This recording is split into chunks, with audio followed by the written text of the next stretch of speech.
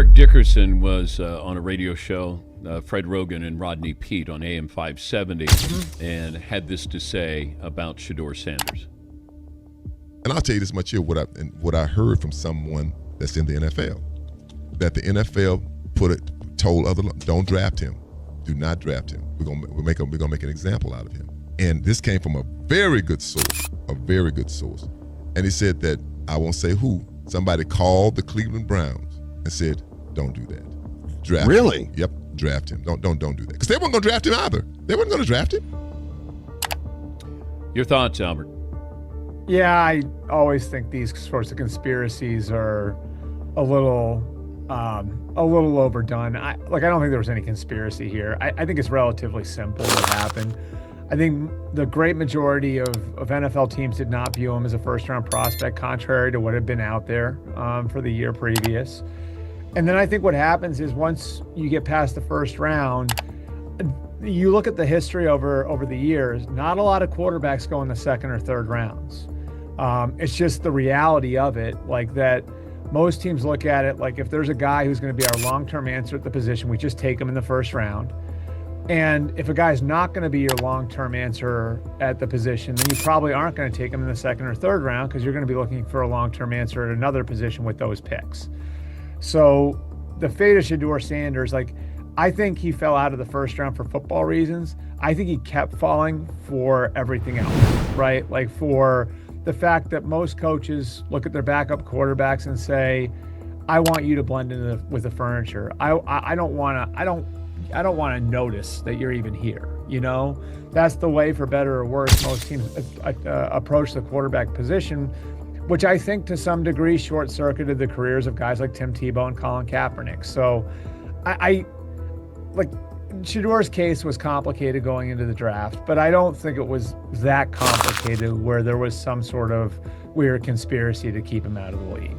Yeah, from what I was told by a source, he didn't interview well. He kind of came in and he was interviewing teams instead of the other way around. Right. And you're right, he didn't have first-round talent. There was nothing exceptional about him except for maybe his toughness and his pedigree. But I can't imagine all of these owners getting together and somebody saying, hey, everybody, listen, don't draft Shidor Sanders. I think the Browns... Yeah, especially when there's somebody with the bullhorn that Dion has on the other side of it. You know what I mean? That seems like ridiculous. That seems like the wrong tree to bark up, doesn't it, Dan? Yeah, it does. Breaking news in the NFL rarely comes from whispers. But when a Hall of Fame legend speaks, the entire football world listens. Eric Dickerson, one of the most respected voices in league history, just dropped a bombshell. According to him, Shidor Sanders' draft day fall wasn't an accident. It wasn't a coincidence. It was a setup. He claims NFL teams were told behind closed doors, do not draft Shidor. A statement that shakes the very foundation of fairness in the league.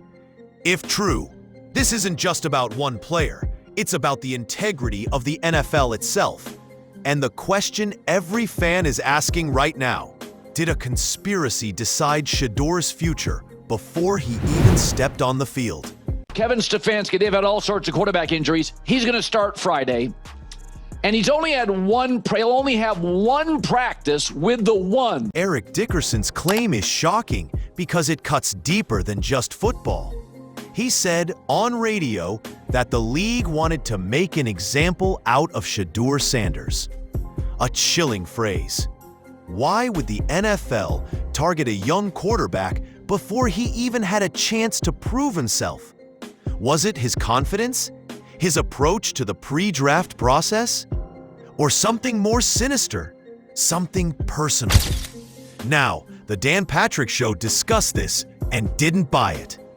They said Shidor simply didn't interview well, even acting like he was the one evaluating teams. But that explanation doesn't satisfy fans who saw his dominance on the field. They're left wondering, could attitude really outweigh performance so heavily in today's NFL? What I think is this: draft conspiracies aren't new. The NFL has always had its politics, its hidden conversations, its unspoken rules. But when Eric Dickerson, a man who lived through the league's inner workings, comes forward, it's different. This isn't some anonymous scout. This is a legend of the game. His words carry weight. And if even a fraction of what he says is true, Shidor Sanders may have been caught in something bigger than himself, a silent power struggle where young stars are put in their place before they shine too bright. That's not football. That's control. Still, there's another side to this story. Analysts on the Dan Patrick Show pointed out Shidor's flaws. They said his interviews were combative, that instead of humbly answering questions, he flipped the script and questioned teams. That his talent, while solid, wasn't exceptional. Harsh words for a quarterback who had been hyped as a first-round pick.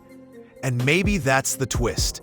Maybe Shidor believed too strongly in himself, and the league didn't like it. Confidence can inspire a locker room, but it can also threaten the establishment. Was this about football performance?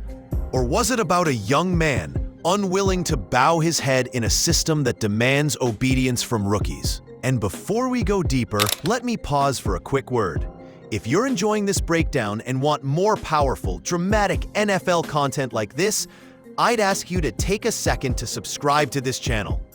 Your support allows me to keep digging into these stories and bringing you insights that most mainstream media won't touch.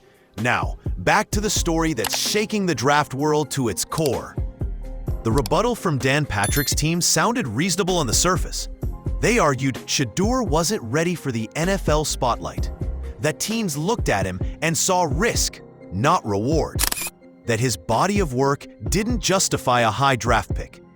But ask yourself this, does that match what we saw on the field? Shidor Sanders showed poise, arm talent, leadership. He wasn't perfect, but neither were half the quarterbacks drafted ahead of him. And here's the sticking point. Dillon Gabriel, a name that Eric Dickerson specifically mentioned, drafted before Sanders. A decision that to many defies logic. If this wasn't politics, then what was it? Fans have long suspected that certain players are targeted for reasons beyond football. Too outspoken? Too confident? Too unwilling to play the PR game? Suddenly, your draft stock plummets. Sanders, with his bold presence and his famous family name, fits that mold perfectly. And if this theory is true, that teams were told to avoid him, it explains everything. It explains why a quarterback with his ability fell all the way to the 5th round. It explains why the buzz around him evaporated overnight. The truth is, sometimes the NFL doesn't just draft players, they send messages.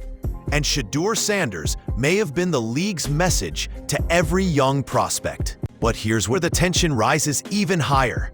Because if Dickerson is right, the league's credibility is at stake. Imagine if teams really passed on Sanders because of whispered orders. That's not just conspiracy, that's corruption. And it would mean the NFL we cheer for every Sunday isn't as pure as it appears. This isn't about wins and losses anymore. It's about whether players' futures are decided by talent or by backroom politics. Fans deserve to know the truth. Players deserve to know the game is fair. And Shidor Sanders deserves to know if his career was shaped by more than just his play. Now, there's always a twist in stories like this. Maybe the truth is somewhere in the middle. Maybe Shidor's interviews did raise red flags. Maybe his tape showed strengths and weaknesses. But does that justify passing on him for quarterbacks with weaker resumes? That's the real question. Because when you look back at draft history, it's filled with mistakes. Players overlooked, players doubted, players underestimated. Yet this feels different. This feels intentional, a message that Shidor wasn't going to be given the spotlight he believed he earned. And that raises the ultimate question. If Eric Dickerson is telling the truth, what else has the NFL been hiding? As this story unfolds, one thing is clear. Shidor Sanders isn't just fighting for a starting role. He's fighting against a narrative that was written before he even walked into the league. Whether conspiracy or coincidence, his journey is now marked by controversy. And that makes his every snap, every throw, every game even more meaningful. Because if he rises, he won't just prove his doubters wrong, he'll expose an NFL system that may not be as fair as it claims. If you want to follow every step of that journey with me, make sure you hit that subscribe button right now. This is bigger than football. It's about truth, power, and redemption.